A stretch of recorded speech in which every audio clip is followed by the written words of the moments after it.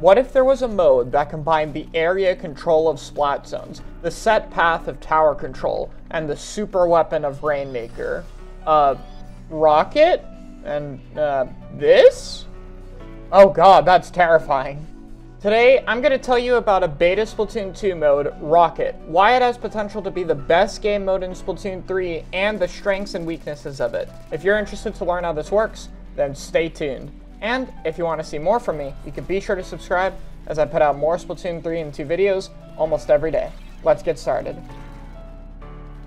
One thing to note before I explain exactly how this mode works is that this is a beta mode and therefore not everything is complete and there isn't models for everything. So first up, after shooting the rocket for a little bit, there'll be a delay and then it'll go into the sky after a certain amount of time, landing in a new position. During this time, it will also drop the super weapon, which in this case looks like a stingray because again, we don't have models for everything, and seems to be fairly strong. I'll talk about it more later. Eventually though, the rocket will land further ahead of the map in a set position.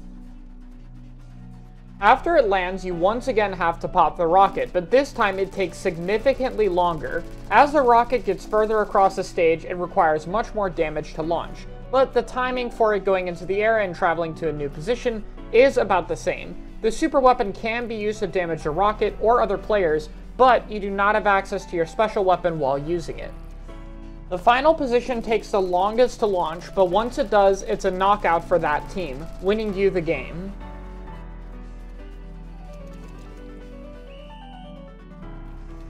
If you're on the defending side, shooting the rocket will launch it back to mid, and it doesn't take anywhere near as much damage as it does for the attacking team. This will also take away the super weapon from the attacking team, and bring it back to the rocket in the middle of the map.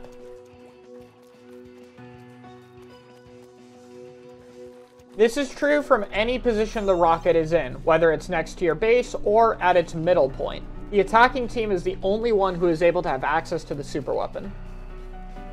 Finally, if you damage the rocket, but enough time has passed and the enemy team has not forced the rocket to retreat, it will still launch but will go a smaller distance. I don't know too much on how exactly the distance is calculated, but it's likely dependent on exactly the amount of damage you've done and the time. It's a beta mode, I'm not quite sure how it works. But as you can see, the rocket doesn't travel the full distance in this clip, but goes slightly shorter.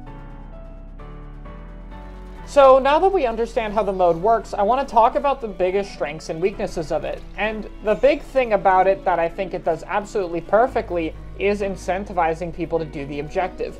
Objective play can be really boring, especially in a mode like Tower Control where there isn't much to do, and there's usually two solutions to fixing objective being boring.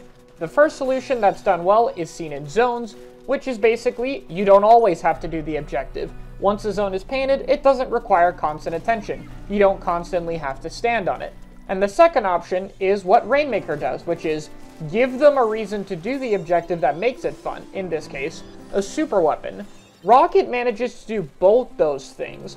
First of all, the objective doesn't require constant maintenance, as there are some phases where it's simply about to launch, launching, and then moving locations. But secondly, the person who pops the objective gets access to a super weapon. This is two separate ways of fixing the objective problem, and I think this makes it arguably the most fun objective we've ever seen. The second big strength of this mode is how it manages to be both moving and stationary. So let me explain a little bit. Splat Zones is a mode that people often criticize for being too stuck in mid, and while this isn't accurate since you have to move ahead of the zone to defend it effectively, especially in team play, the concept of a moving zone isn't really that great. The problem with it is if a zone goes close enough to one person's spawn, it becomes really easy to stall the objective for time, especially with weapons like the Explosher or Bloblobber.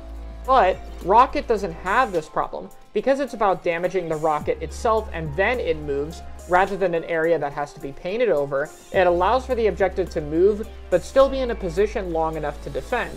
Yes, Tower Control sort of does this, but Tower Control doesn't really stay stationary that long and requires someone to be constantly around the objective. Rocket doesn't require constant attention, but still stays in an area long enough to where you have to defend it. The objective for Rocket not only moves, but it is still stationary enough to where you have to defend an area without much stalling problems. However, while the mode definitely has some promise, it does have some problems. The first one is just that the super weapon is a little bit too broken. While we technically don't know the damage, the range, fire rate, and paint are all absolutely ridiculous, so it definitely needs some kind of actual toning down. I don't think it should be like Rainmaker where it has a ton of weaknesses. I think the idea of having this be a weapon that is slightly better than a main weapon, but you don't have access to a sub and special is fine. I just think it currently looks a bit broken. But to be fair, this is again a beta mode, so the super weapon's power scaling probably wasn't even looked at much whatsoever and is just a concept. The second main problem that I've noticed is it seems way too easy for the defending team to reset the rocket back. I could be a little bit wrong on this, but the amount of damage it takes to send the rocket back isn't that much, even when it's close to your base. I think for some bombs or longer range weapons, the multipliers of damage to the rocket would have to be toned down so that you have to get close enough to it, because I could definitely see something like a charger or a bunch of splat bombs being able to send the rocket back way too easily. So with that short analysis out of the way, here are some of my final thoughts on the mode. I think it has a lot of potential. For as early in beta testing as this very obviously is, there's some really interesting concepts here. The idea of an objective that moves across the stage, but stays in an area that you have to defend is really cool, and tower control, as I've stated in another video, I feel just has one of the most boring objectives in the game. So having an objective that fixes that problem, and gives you a damn super weapon, just seems like a really cool fix, and I'm really surprised this mode hasn't seen more attention. Another thing I like is that the attacking team clearly has to win multiple team fights in order to knock out in the mode. Because the defending team can reset the rocket back to mid in one defense, while the attacking team has to win at minimum 3 different times of moving the rocket forward, it means that scoring points is something that's going to take a bit of time, and it's not something you can win in just one push. This is definitely one of my favorite mode concepts, and I'd love to see Nintendo give it a shot in Splatoon 3. It'd be cool to see the rocket with a complete model and perhaps an indicator on the damage and how far it'll launch, and just the chance to see one of these beta modes between Rocket and 8-Ball appear in the next game would be pretty cool. I think this has a ton of potential, and I just really want to see it happen. So I'm really looking forward to seeing what Nintendo's going to do with this beta mode, and I hope they don't just throw it aside and decide to revisit it for Splatoon 3. But that's all my thoughts. Let me know what you guys think on the rocket, what changes you might want to see, and if you think the mode is a good idea or not. I'm curious to hear your opinions in the comments, and if you enjoyed today's video, please consider subscribing as it helps me out a ton, and I will see you guys in the next video.